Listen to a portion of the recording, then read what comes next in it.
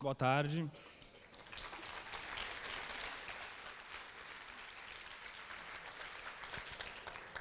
Muito obrigado mais uma vez. O domingo na Flip é aquele finalzinho de livro que a gente vai economizando para não terminar logo. Mas sim, tem que chegar ao final, né? Então eu agradeço muito a presença de vocês que nos assistiram aqui pelo telão, pela internet, né? As nossas mídias sociais alcançaram a marca de 3 milhões de pessoas só pelo Facebook. Alguns vídeos, como o da Mel Duarte, no Sarau, que eu até convido vocês a assistir e compartilhar. Foi incrível, um poema contra a cultura do estupro, que ela maravilhosamente falou ali para a gente.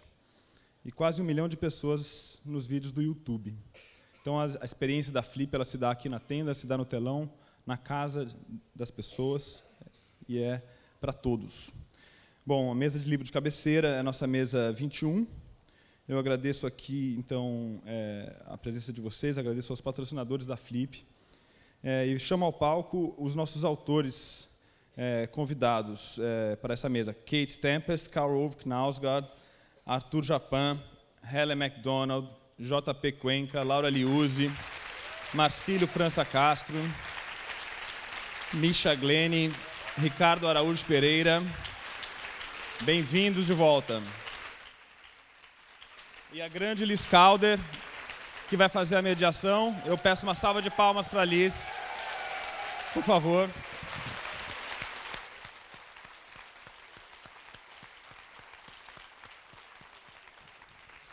Liz, eu agradeço a você mais uma vez pela independência que você garante na curadoria, você, o Mauro, o Lu e Belita e todos que fazem parte da Casa Azul. Preciso aqui também fazer um agradecimento muito reconhecido a todas as equipes da Casa Azul, que permitiram que o meu trabalho acontecesse. Todas elas.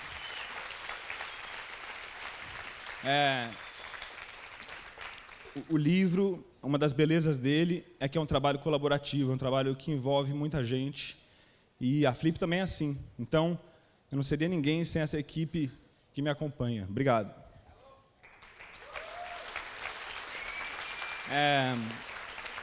Eu agradeço também a equipe técnica sensacional, perfeccionista, as raias da loucura que nós temos aqui e que faz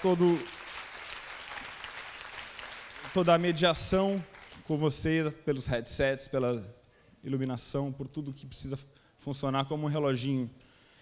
Bom, eu deixo então vocês nas mãos da Liz Calder. Eu queria avisar que a gente, ao final aqui dessa mesa, vai ter uma coisa que eu tenho certeza que vai ser muito emocionante. O grupo Samba da Bênção vai fazer uma batucada, um samba para nós aqui. Nesse dia maravilhoso, ele vai ser inesquecível. Obrigado, hein?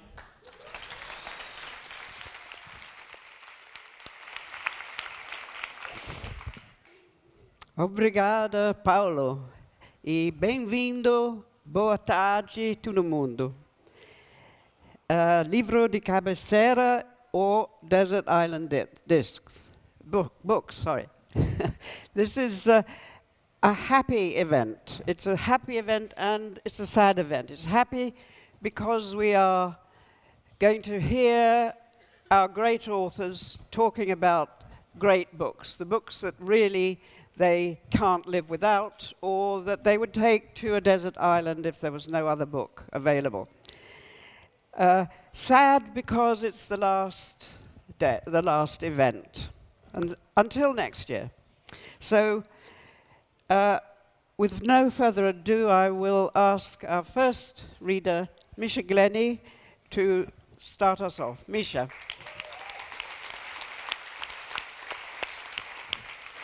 Thank you very much. I have chosen as my desert island book The Master and Margarita by the Russian writer Mikhail Bulgakov.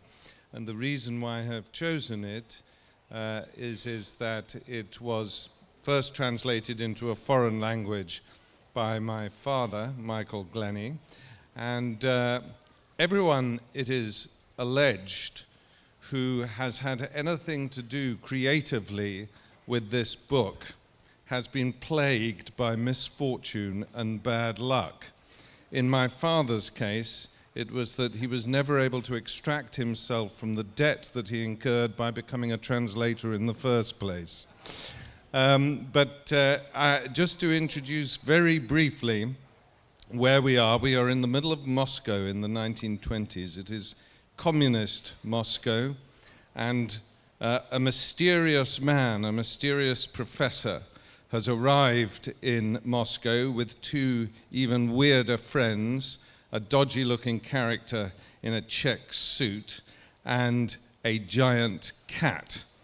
And the strange professor is talking to the editor of a literary magazine who goes under the pseudonym of Berlioz, and a rather so-so poet who goes under the pseudonym of Bezdomny, which means homeless.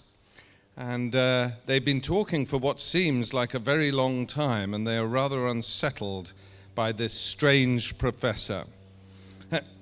We are in Patriarch's Ponds, a park in the middle of Moscow. There was silence. Berlioz went pale. "How long did you say you'd been in Moscow?" he asked in a shaky voice. This, incidentally, he asked because the professor has said that he had had an exchange many centuries earlier with Pontius Pilate. "I have just arrived in Moscow this minute," replied the professor, slightly disconcerted. Only then did it occur to the two friends to look him properly in the eyes. They saw that his green left eye was completely mad, his right eye black, expressionless, and dead.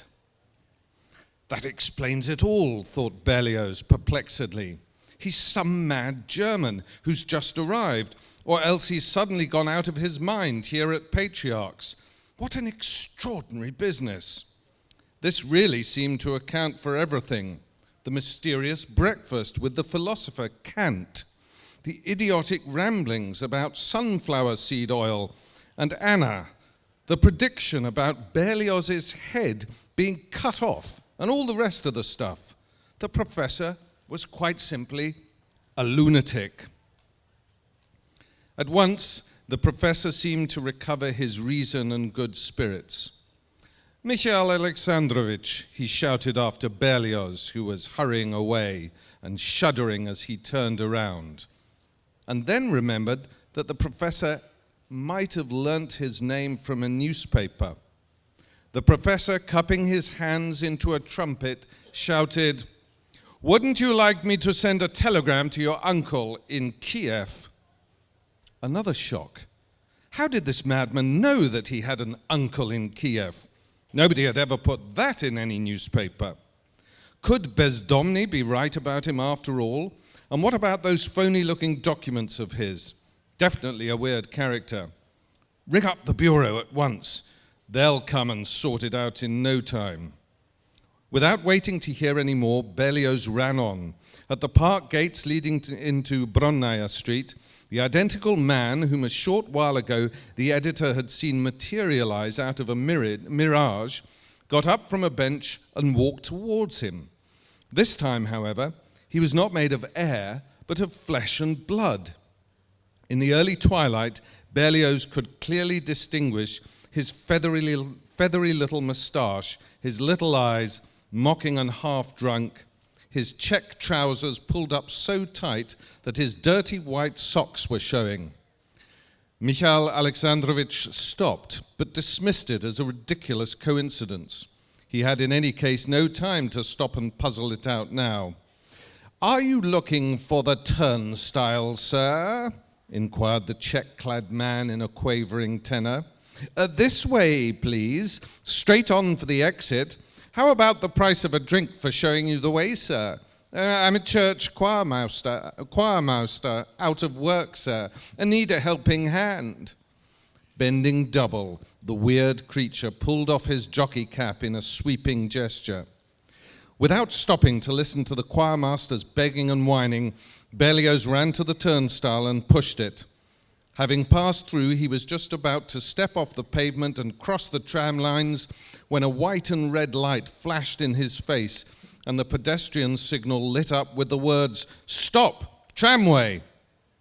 A tram rolled into view, rocking slightly along the newly laid track that ran down Yermolajewska Street and into Bronnaya. As it turned to join the main line, it suddenly switched its inside lights on, hooted and accelerated. Although he was standing in safety, the cautious Berlioz decided to retreat behind the railings. He put his hand on the turnstile and took a step backwards. He missed his grip, and his foot slipped on the cobbles as inexorably as though on ice. As it slid towards the tram lines, his other leg gave way, and Berlioz was thrown across the track. Grabbing wildly, Berlioz fell prone. He struck his head violently on the cobblestones, and the gilded moon flashed hazily across his vision.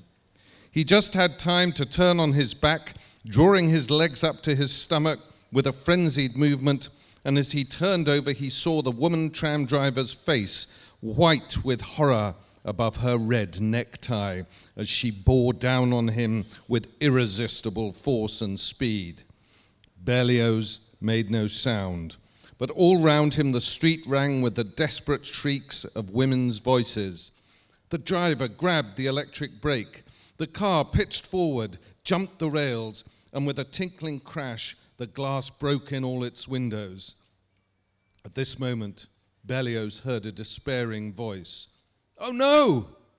Once more, and for the last time, the moon flashed before his eyes, but it split into fragments and then went black.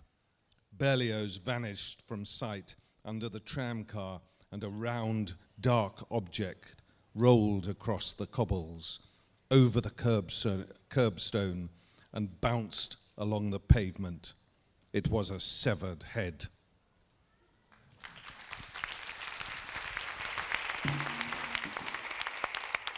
Thank you, Misha. Now, Laura, por favor. Alô, boa tarde. Eu escolhi O Amante de Lady Chatterley, de D.H. Lawrence, e escolhi esse trecho porque a gente falou muito de escrever com o corpo, e eu acho que a leitura também ativa o corpo. Ela tornou a estremecer com a penetração poderosa e inexorável para dentro dela, tão estranha e terrível. Poderia ter vindo com o ímpeto de uma espada rasgando seu corpo aberto e vulnerável, e, nesse caso, lhe teria trazido a morte. Agarrou-se a ele numa súbita angústia de terror.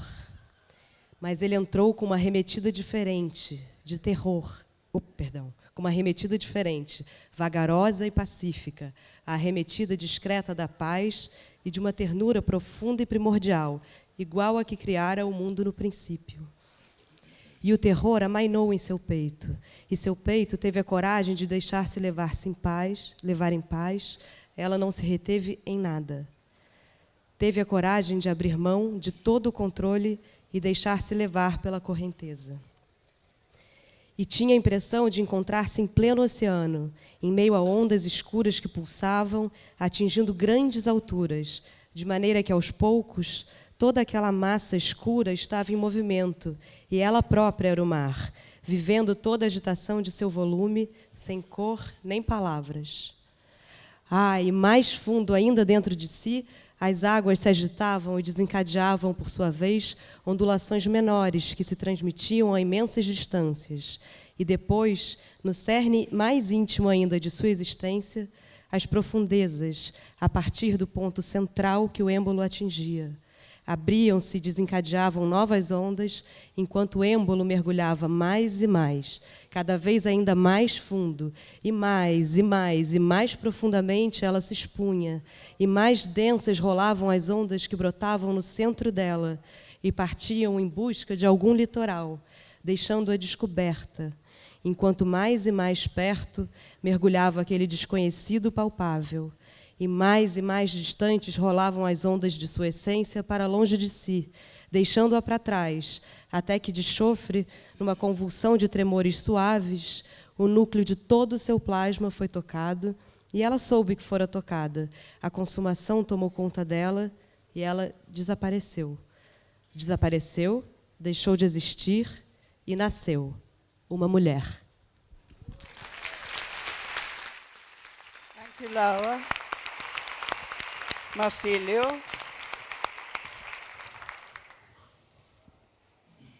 Boa tarde. A minha escolha eu escolhi uma poeta polonesa. Ela não está na minha cabeceira há muito tempo, mas já tem um lugar cativo lá. E a minha escolha, a poeta é a Wisława Szymborska, não sei se eu estou pronunciando o nome dela corretamente. E é uma homenagem que eu faço à Flip, à Ana Cristina César, às mulheres, e em especial às mulheres poetas, que são maravilhosas.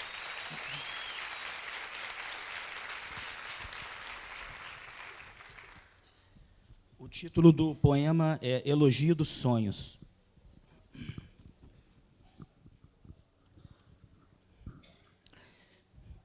Nos sonhos, eu pinto como Vermeer van Delft. Falo grego fluente e não só com os vivos. Dirijo um carro que me obedece. Tenho talento, escrevo grandes poemas. Escuto vozes, não menos que os mais veneráveis santos. Vocês se espantariam com minha performance ao piano. Flutuo no ar como se deve, isto é, sozinha. Ao cair do telhado, desço de manso na relva. Respiro sem problema debaixo d'água. Não reclamo, consegui descobrir a Atlântida. Fico feliz de sempre poder acordar pouco antes de morrer. Assim que começa a guerra, me viro do melhor lado. Sou, mas não tenho que ser, filha da minha época. Faz alguns anos, vi 2 sóis, e anteontem, um pinguim, com toda a clareza. Thank you. Thank you. Ricardo, por favor.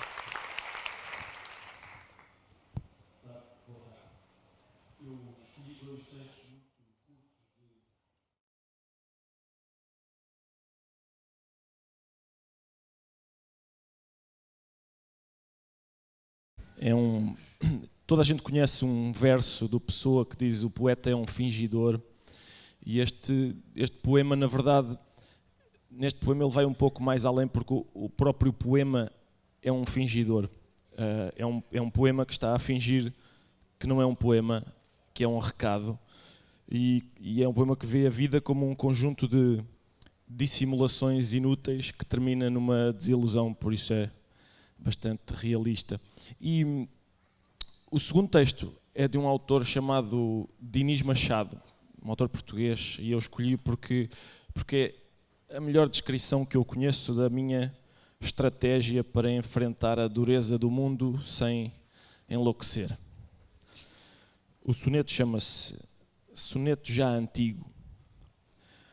Olha, Daisy, quando eu morrer, tu hás de dizer aos meus amigos aí de Londres, embora não o sintas, que tu escondes a grande dor da minha morte.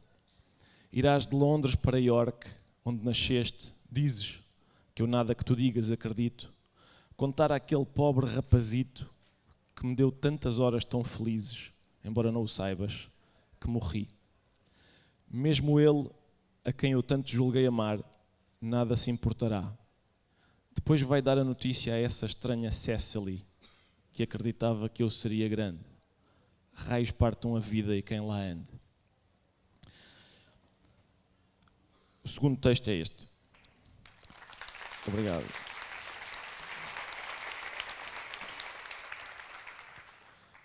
Uma das primeiras grandes revelações da minha infância, ao surpreender as coisas, foi verificar que me interrogava, invariavelmente, assim: qual é o lado mais cómico disto?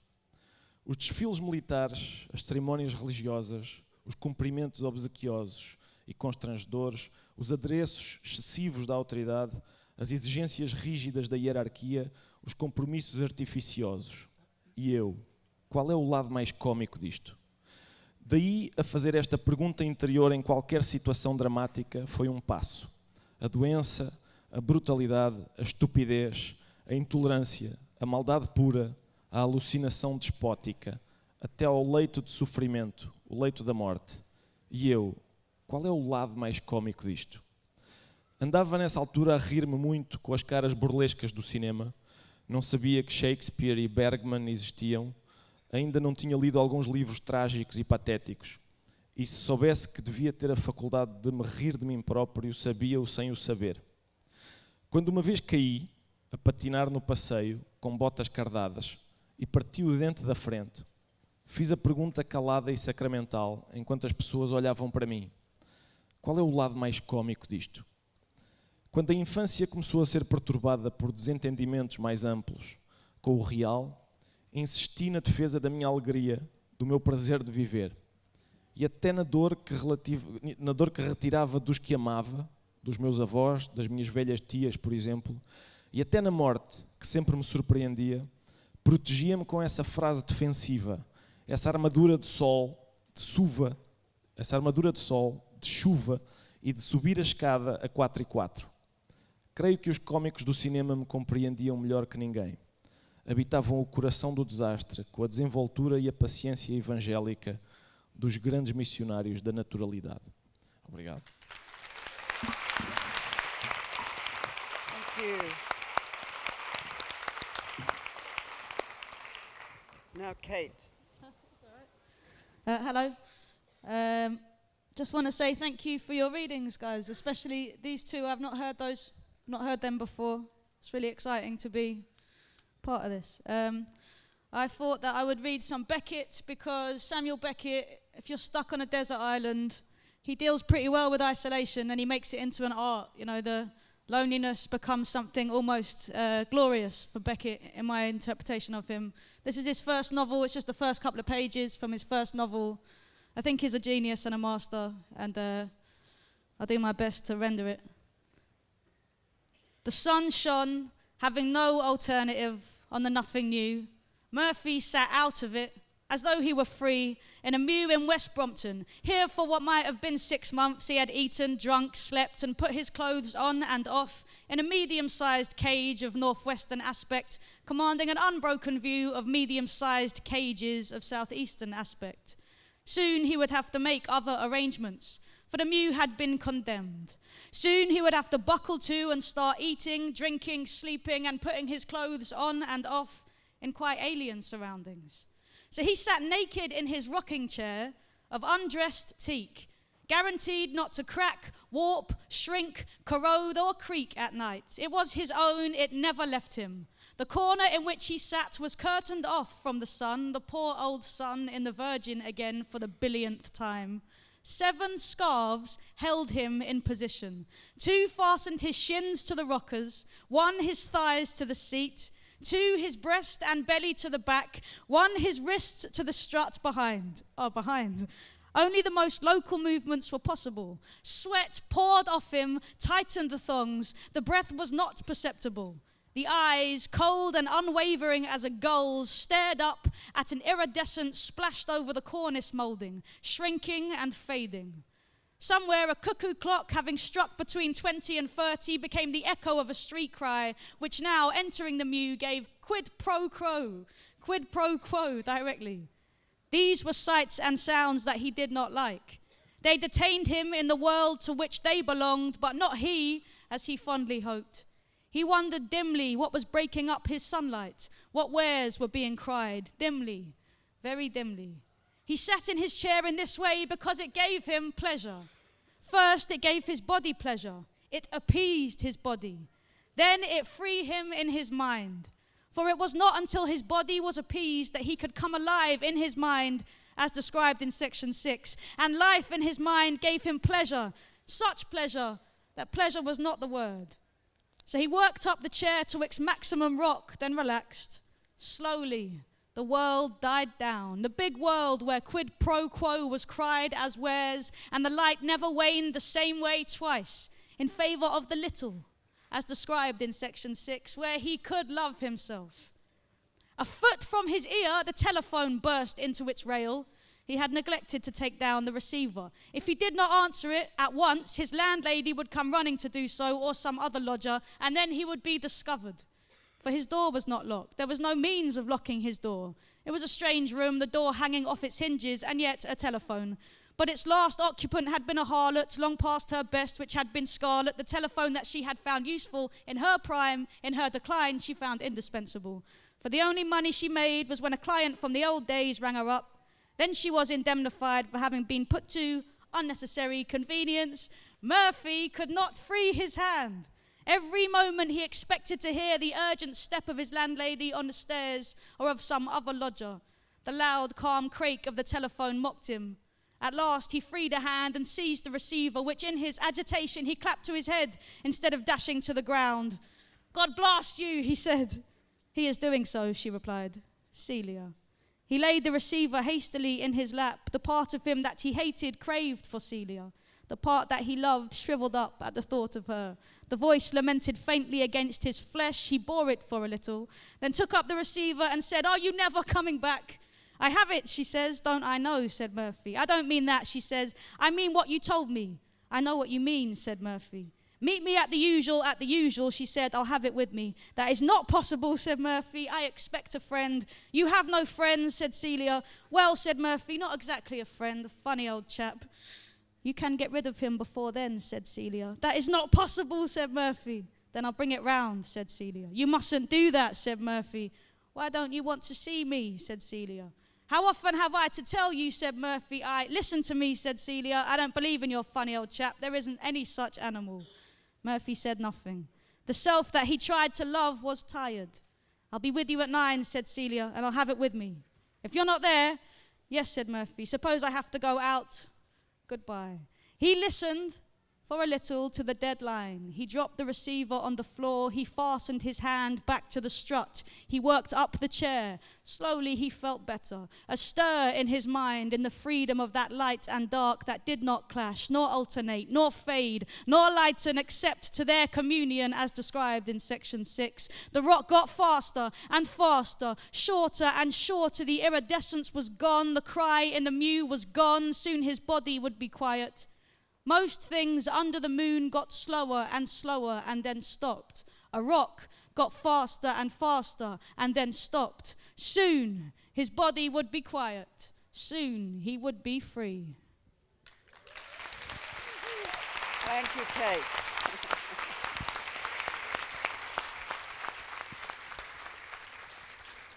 Yeah, it's hard to match Beckett. One writer that does match Beckett is James Joyce, and I picked Ulysses by him as my desert island book.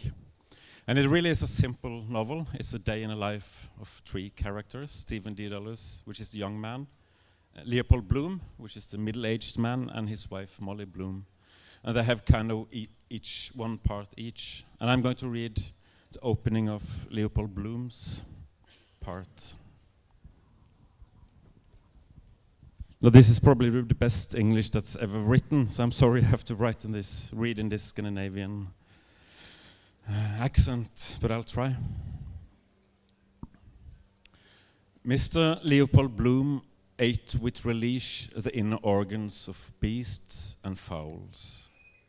He liked thick giblet soup, nutty gizzards, a stuffed roast heart, liver slice fried with crust crumbs, fried hencuds roes. Most of all, he liked grilled mutton kidneys, which gave to his palate a fine tang of faintly scented urine. Kidneys were in his mind as he moved about the kitchen softly, writing her breakfast things on the humpy tray. Jellied light and air were in the kitchen, but out of doors, gentle summer morning everywhere made him feel a bit peckish. The coals were reddening. Another slice of bread and butter. 3, 4, right. She didn't like her plate full, right. He turned from the tray, lifted the kettle off the hob, and set it sideways on the fire. It sat there, dull and squat, its boat stuck out. Cup of tea soon. Good. Mouth dry. The cat walked stiffly round a leg of the table with tail on high. Meow. Oh, there you are, Mr. Bloom said, turning from the fire. The cat mewed in answer and stalked again stiffly round the leg of the table, mewing. Just how she stalks over my writing table. Prrr. Scratch my head. Prrr. Mr. Bloom watched curiously, kindly, the lithe black form. Clean to see, the gloss of her sleek hide, the white button under the butt of her tail, the green flashing eyes. He bent down to her, his hands on his knees. Milk for the pussons, he said. Meow, the cat cried. They call them stupid. They understand what we say better than we understand them. She understands all she wants to. Vindictive too. Cruel, her nature. Curious, nice, never squeal. Seem to like it. Wonder what I look like to her. Height of a tower? No, she can jump me. Afraid of the chicken she is, he said mockingly. Afraid of the chook-chooks. I never saw such a stupid pussons. As the pussons. Cruel, her nature. Curious mice never squeal. Seem to like it. Meow, the cat said loudly. She blinked up out of her avid, shame-closing eyes, mewing plaintively and long, showing him her milk-white teeth. He watched the dark eye-slits narrowing with greed, till her eyes was green stones. Then he went to the dresser, took the jug Hanlon's milkman had just filled for him, poured the warm, bubbled milk on a saucer, and set it slowly on the floor. Grrr, she cried, running to lap. He watched the bristles shining wirily in the weak light as she tipped 3 times and licked lightly. Wonder, is it true if you clip them, they can't mouse after? Why? They shine in the dark, perhaps, the tips. Or kind of feelers in the dark, perhaps. He listened to her licking lap. Ham and eggs? No. No good eggs with this drought. Want pure, fresh water. Thursday? Not a good day either for a mutton kidney at Buckley's, fried with butter, a shake of pepper. Better a pork kidney at Lugat's while the kettle is boiling. She lapped slower, then licking the saucer clean. Why are their tongues so rough? To lap better, all porous holes. Nothing she can eat? He glanced round him. No. On quietly creaky boots, he went up the staircase to the hall, paused by the bedroom door. She might like something tasty. Thin bread and butter she likes in the morning, still perhaps once in a way. He said softly in the bare hall, I'm going round the corner, be back in a minute. And when he had heard his voice say it, he added, You don't want anything for breakfast? A sleepy, soft grunt answered, No, she didn't want anything.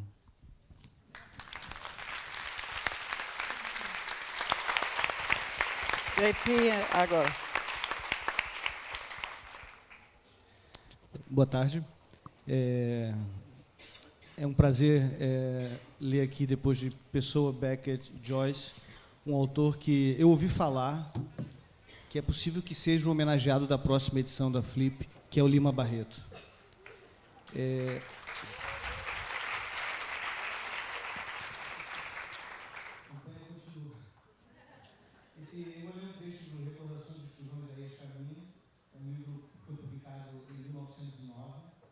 O protagonista, assim como o João Barreto, era negro de origem humilde, assim como o João Barreto, trabalhava no maior jornal da cidade, era o Correio da Manhã, esse jornal na época. O João Barreto, como cria pseudônimos para todos os personagens, ele também criou um pseudônimo para o Correio da Manhã.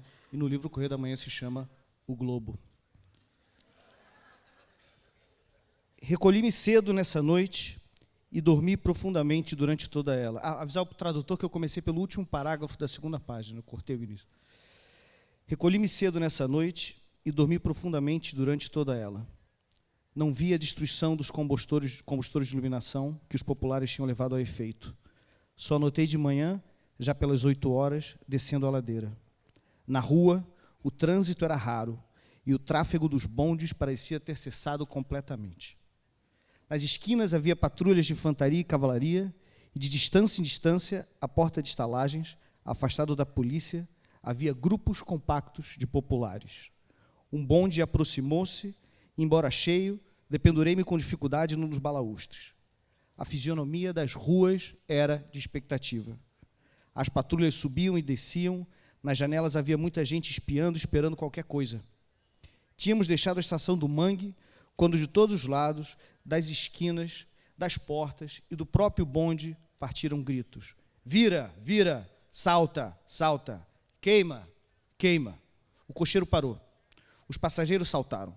No momento, o bonde estava cercado por um grande magote de populares, à frente do qual se movia um bando multicor de moleques, espécie de poeira humana que os motins levantam alto e dão heroicidade. Num ápice, o veículo foi retirado das linhas, untado de querosene e ardeu. Continuei a pé. Pelo caminho, a mesma atmosfera de terror e expectativa. Uma força de cavalaria de polícia, de sabre desembainhado, corria em direção ao bonde incendiado. Logo que ela se afastou um pouco, de um grupo partiu uma tremenda suada. Os assobios eram estridentes e longos, havia muito da força e da fraqueza do populacho naquela ingênua arma. E por todo o caminho o cenário se repetia. Uma força passava, era vaiada, se carregava sobre o povo, este dispersava-se, fragmentava-se, pulverizava-se, ficando um ou outro a receber lambadas num canto ou num portal fechado. O Largo de São Francisco era mesmo uma praça de guerra. Por detrás da escola politécnica havia uma força e os toques da ordenança sucediam-se conforme as regras e preceitos militares. Parei. Um oficial a cavalo percorria a praça, intimando o povo a retirar-se. Obedeci e, antes de entrar na Rua do Ouvidor, a cavalaria, com os grandes sabres reluzindo ao sol, varria o largo com o estúpido. Os curiosos encostavam-se às portas das casas fechadas, mas ali mesmo os soldados iam surrá-los com vontade e sem pena. Era o motim. As vociferações da minha Gazeta tinham produzido o necessário resultado. Aquele repetir diário, em longos artigos solenes, de que o governo era desonesto e desejava oprimir o povo, que aquele projeto visava enriquecer um sindicato de fabricantes de calçado, que atentava contra a liberdade individual, que se devia correr a chicote tais administradores, tinha se encrostado nos espíritos e a irritação alastrava com a violência de uma epidemia. Durante 3 dias a agitação manteve-se. Iluminação quase não havia. Na Rua do Ouvidor armavam-se barricadas, cobria-se o pavimento de rolhas para impedir as cargas de cavalaria. As forças eram recebidas a bala e respondiam. Plínio Gravata, com quem há muito não me encontrava, veio a morrer num desses combates. Da sacada do jornal eu pude ver os amotinados. Havia a poeira de garotos e moleques, havia o vagabundo, o desordeiro profissional, o pequeno burguês empregado, caixeiro, estudante. Havia emissários de políticos descontentes. Todos se misturavam, ajuntavam as balas, unidos pela mesma irritação e pelo mesmo ódio à polícia, onde uns viam o seu inimigo natural e outros o Estado, que não dava a felicidade, a riqueza e a polícia. O motim não tem fisionomia, não tem forma, é improvisado, propaga-se, espalha-se, mas não se liga. O grupo que opera aqui não tem ligação alguma com o que tiroteia lá, acolá. Agora, independente, não há um chefe geral nem um plano estabelecido. Numa esquina, numa travessa, forma-se um grupo, 6, 10, 20 pessoas diferentes, de profissão, inteligência e moralidade. Começa-se a discutir, ataca-se o governo, passa o bonde e alguém lembra, vamos queimá-lo. Os outros não refletem, nada objetam e correm a incendiar o bonde. O apagamento momentâneo da honestidade e a revolta contra pessoas inacessíveis levam os melhores a esses atentados brutais contra a propriedade particular e pública. Concorre também muito a nossa perversidade natural. O nosso desejo de destruir, que é adormecido no fundo de nós mesmos, surge nesses momentos, quando a lei esqueceu e a opinião não nos vigia. No jornal, exultava-se. As vitórias do povo tinham hinos de vitórias da pátria. Exagerava-se, mentia-se para exaltar a população. Em tal lugar a polícia foi repelida, em tal outro recusou-se a atirar sobre o povo. Eu não fui para casa, dormi pelos cantos da redação e assisti a tiragem do jornal. Tinha aumentado 5.000 exemplares. Parecia que a multidão o procurava como estimulante para sua atitude belicosa. O serviço normal da Folha fazia-se com atividade. Os repórteres iam aos lugares perigosos, aos pontos mais castigados pela polícia, corriam a cidade. Nem os revisores, nem os seus suplentes faltavam à chamada. Outro tanto sucedia com os tipógrafos e os outros operários. Toda essa abnegação era para garantir os seus mesquinhos empregos. Um pobre tipógrafo que morava para a saúde, onde o trânsito se fazia com os maiores perigos, ficou todos os 3 dias no jornal. Temia ser morto por uma bala perdida. Houvera muitas mortes assim, mas os jornais não as noticiavam. Todos eles procuravam lisonjear a multidão, mantê-la naquelas réfregas sangrentas, que lhes aumentava a venda. Não queriam abater a coragem do povo com a imagem aterradora da morte. A polícia atirava e não matava, os populares atiravam e não matavam. Parecia um torneio.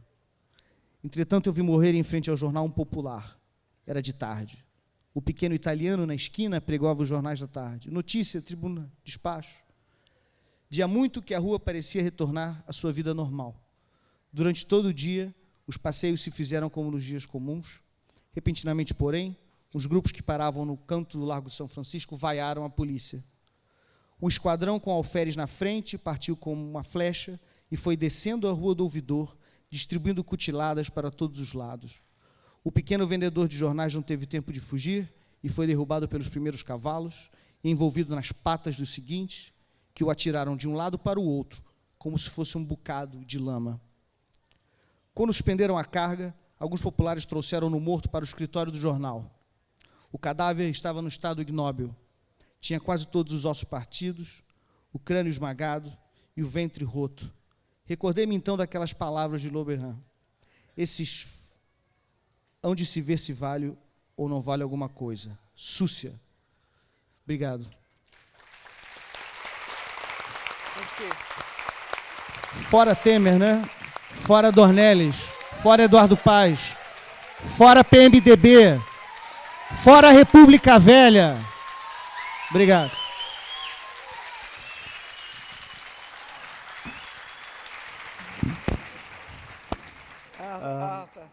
Many years ago, a long time ago, I was an aspiring actor, and I thought if only I go to live in Rome for a long time, one day Federico Fellini, the great Italian director, will probably see me in the streets and ask me to be in one of his movies. When I went to Rome, someone said, "Oh, then you should take Les Mémoires d'Adrien, Hadrian's Memoirs by Marguerite Yourcenar." And I knew I wasn't going to be an actor. I didn't know what else I could do. I knew I wasn't happy. And apparently her book has made such an impression on me that once I started writing, after a few years, I noticed the resemblance to what she does. She takes a historical figure, humanizes him, and through those human eyes tries to show us his world. And I take it to a desert island because it's still, if I pick it up, shows me how to write, how to live, and how to die, because that's what Hadrian is doing. The book starts like this. He's writing to his nephew and successor, Marcus Aurelius. My dear Mark, today I went to see my physician, Hermogenes. He has just returned to the villa from a rather long journey in Asia. No food could be taken before the examination, so we had made the appointment for the early morning hours. I took off my cloak, I took off my tunic, and I lay down on a couch. I spare you details which would be as disagreeable to you as they are to me, the description of the body of a man who is growing old. A man who is about to die of a dropsical heart. Let us say only that I coughed, inhaled, and held my breath according to Hermogenes' directions. He was alarmed, in spite of himself, by the rapid progress of the disease, and was inclined to throw the blame on young Iolaus. Poor Iolaus, who has attended me during his absence. It is difficult to remain an emperor in presence of a physician, and difficult even to keep one's essential quality as a man. The professional eye saw in me only a mass of humors, a sorry mixture of blood and lymph. This morning, it occurred to me for the first time that my body, my faithful companion and friend, my body, truer and better known to me than my own soul, may be, after all, only a sly beast who will end by devouring his master. But enough. I like my body. It has served me well, and in every way, and I do not begrudge it the care it now needs. I have no faith, however, as Hermogenes still claims to have, in the miraculous virtue of herbs, or the specific mixture of mineral salts which he went to the Orient to get. Subtle though he is, he has nevertheless offered me vague formulas of reassurance, too trite to deceive anyone. He knows I hate this kind of pretense, but a man does not practice medicine for more than 30 years without some falsehood. I forgive this good servitor his endeavor to hide my death from me. Hermogenes is learned. He's even wise, and his integrity is well above that of the ordinary court physician. It will fall to my lot, as a sick man, to have the best of care. But no one can go beyond prescribed limits. My swollen limbs no longer sustain me through the long, long Roman ceremonies. I fight for breath, and I am now 60. Do not mistake me. I am not yet weak enough to yield to fearful imaginings, which are almost as absurd as illusions of hope, and are certainly harder to bear. If I must deceive myself, I should prefer to stay on the side of confidence, for I shall lose no more there and shall suffer less. This approaching end is not necessarily immediate. I still retire each night with hope to see the morning. Within those absolute limits of which I was just now speaking, I can defend my position step by step and even regain a few inches of lost ground. I have nevertheless reached the age where life, for every man, is accepted defeat. To say that my days are numbered signifies nothing. They always were and are so for all of us. But uncertainty as to the place, the time, and the manner which keeps us from distinguishing the goal toward which we continually advance diminishes for me with the progress of my fatal malady. A man may die at any hour, but a sick man, he knows that he will no longer be alive in 10 years' time. My margin of doubt is a matter of months. Months, not years. Thank you. Thank you, Arthur. Beautiful.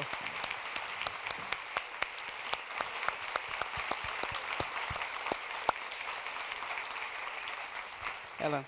Well, here I am, rather embarrassed to be reading from what is, to all intents and purposes, on the surface, a children's book. I don't know how many of you have read The Sword in the Stone, the book written in 1937 by the English writer T.H. White. It's about the boyhood of King Arthur, the great legendary mythical figure that was going to return after his death and save Britain. It'd be quite nice if he did that now, to be honest, because Britain's in a bit of a disastrous situation. It's a nightmare. I'm not actually asking for this mythical king to return. That would be quite a totalitarian thing to wish for, I think. Anyway, so there's a list in this book. If you imagine, the young King Arthur has got lost in a wood. Oddly enough, he has got lost because he is following a lost goshawk. And he finds this house, and the house is the house of the wizard Merlin. And he walks inside, and this is an enumeration of the things that he sees in this house. And it's important to me for two reasons. One is that when I was a child, I learnt to read before I knew anything about the world. I loved this passage. I loved lists. I didn't really know what any of the things in it were. And slowly, as the years went by, I began to understand what these things referred to, and it made the book, made the list, even more revelatory. And secondly, T.H. White did something very clever with this character of the wizard Merlin. He made him live backwards in time. So we lived forwards, he lived backwards. So this list of the things in his house is full of souvenirs from the distant future. And to a small child interested in writing and books, it seemed deeply transgressive that the wizard Merlin's house had guns in it, Anyway, I'm going to read it now. I'll stop talking. It was the most marvelous room that the Wart had ever been in. There was a real corking drill hanging from the rafters, very lifelike and horrible, with glass eyes and scaly tails stretched out behind it. When its master came into the room, it winked one eye in salutation, although it was stuffed. There were hundreds of thousands of brown books in leather bindings, some chained to the bookshelves and others propped up against each other as if they had had too much spirits to drink and did not really trust themselves. These gave out a smell of must and solid brownness which was most secure. And then there were stuffed birds, popinjays and maggot pies and kingfishers and peacocks with all their feathers but two, and tiny birds like beetles, and a reputed phoenix which smelt of incense and cinnamon. It could not have been a real phoenix because there is only one of these at a time. Over by the mantelpiece was a fox's mask with Grafton, Buckingham to Daventry, 2 hours 20 minutes written under it, and also a 40-pound salmon with or 43 minutes bulldog written under it, and a very lifelike basilisk with Crowhurst otterhounds in Roman print. There were several boar's tusks and the claws of tigers and leopards mounted in symmetrical patterns, and a big head of Ovis poli, 6 live grass snakes in a kind of aquarium, some nests of the solitary wasp nicely set up in a glass cylinder, an ordinary beehive whose inhabitants went in and out of the window unmolested, 2 young hedgehogs in cotton wool, a pair of badgers which immediately began to cry yick, yick, yick, yick in loud voices as soon as a magician appeared, 20 boxes which contained stick caterpillars and 6 of the puss moth, and even an oleander hawk moth that was worth 2 and 6, all feeding on the appropriate leaves, a gun case with all sorts of weapons which would not be invented for 500 years, a rod box ditto, a lovely chest of drawers full of salmon flies which had been tied by Merlin himself, another chest whose drawers were labelled mandragora, mandrake, old man beard, etc., a bunch of turkey feathers and goose quills for making pens, an astrolabe, 12 pairs of boots, a dozen purse nets, 3 dozen rabbit wires, 12 corkscrews, an ant's nest between 2 glass plates, ink bottles of every possible colour from red to violet, darning needles, a gold medal for being the best scholar at Eton, 4 or 5 recorders, a nest of field mice all alive-o, 2 skulls, plenty of cut glass, Venetian glass, Bristol glass, and a bottle of mastic varnish, some Satsuma china and some cloisonné, the 14th edition of the Encyclopaedia Britannica, marred as it was by the sensationalism of the popular plates, 2 paint boxes, 1 oil, 1 watercolour, 3 globes of the known geographical world, a few fossils, the stuffed head of a camel-leopard, 6 pismires, some glass retorts with cauldrons, Bunsen burners, etc., and a complete set of cigarette cards depicting wildfowl by Sir Peter Scott. Thank you.